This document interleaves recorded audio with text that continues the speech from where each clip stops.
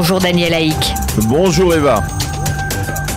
Acte nationaliste ou crime, c'est la question que se posent les enquêteurs israéliens à propos de ce qui s'est passé hier dans la région du Gilboa. Oui, en effet, selon les premiers éléments de l'enquête, un Israélien habitant de la localité de Ganer dans le nord de la Samarie a ouvert le feu sur un arabe israélien, Diyar El-Omari. Ce dernier a succombé à ses blessures en arrivant à l'hôpital. Selon l'avocat de l'Israélien, celui-ci aurait agi en légitime défense après s'être senti agressé par Omari. L'avocat reconnaît qu'il ne s'agissait pas d'un attentat, mais d'une dispute regrettable, a-t-il dit, sur la route.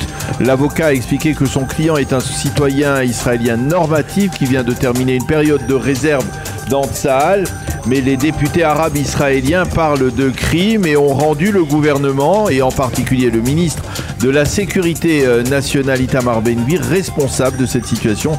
Même le Hamas d'ailleurs a menacé de ne pas laisser, a-t-il dit, ce crime impuni. Et puis on a enregistré hier un nouveau meurtre dans le secteur arabe israélien. Oui, effectivement, cela s'est passé à Akwa, Saint-Jean-d'Acre. Un habitant de la ville de 30 ans connu des services de police a été assassiné sur un parking. Ce crime porte à 90 le nombre de meurtres enregistrés en Israël depuis le début de l'année 2023, dont 70 pour le seul secteur arabe israélien. 62 de ces victimes arabes israéliennes ont été tuées par balle, dont 9 la semaine dernière.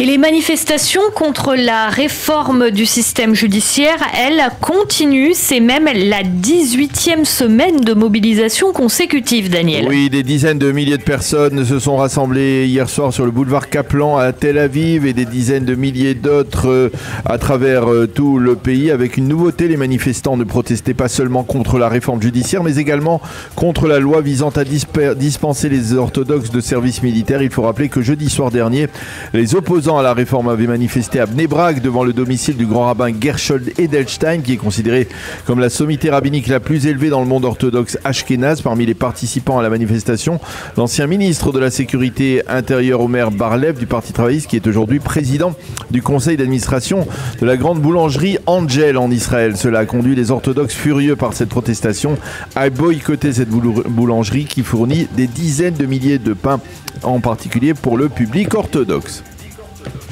Et c'est dans ce contexte de tension que vont reprendre cette semaine les pourparlers sur un compromis à propos de la réforme du système judiciaire. Oui, les discussions doivent reprendre mardi au sein du parti Yesh Atid. On veut d'abord débattre du dossier de la commission de nomination des juges. Au sein de la coalition, on est d'accord, mais l'on affirme que si l'on débat d'abord d'autres dossiers moins controversés, et si l'on parvient à un accord sur ces dossiers, il sera alors plus facile de trouver également un point d'accord sur le dossier de la commission de nomination des juges. Hier soir, lors d'une manifestation à Rehovot, le chef de l'opposition Yair Lapid a déclaré « Nous ferons tout pour vérifier s'il y a une chance de parvenir à un accord historique qui nous accompagnera au cours des 100 prochaines années.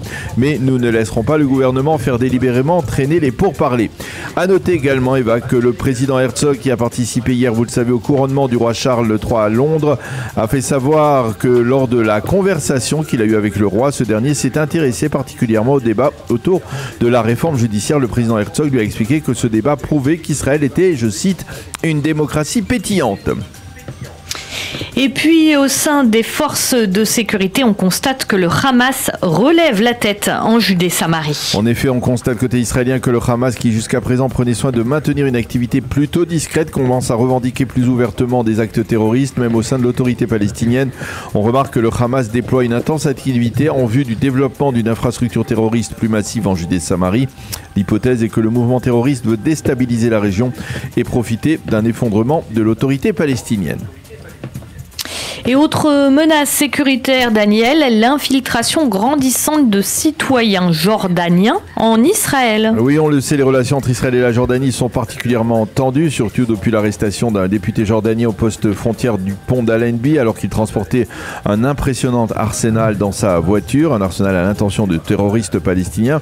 Mais en marge, on remarque côté israélien une augmentation du nombre d'infiltrés jordaniens en Israël. En 2022, ils étaient 52 à être entrés illégalement de Jordanie en Israël, tandis que pour le premier trimestre de 2023, on en a déjà recensé 23, soit 2 fois plus que les précédents trimestres. Selon des sources israéliennes, beaucoup de Jordaniens parviennent à franchir la frontière sans être repérés.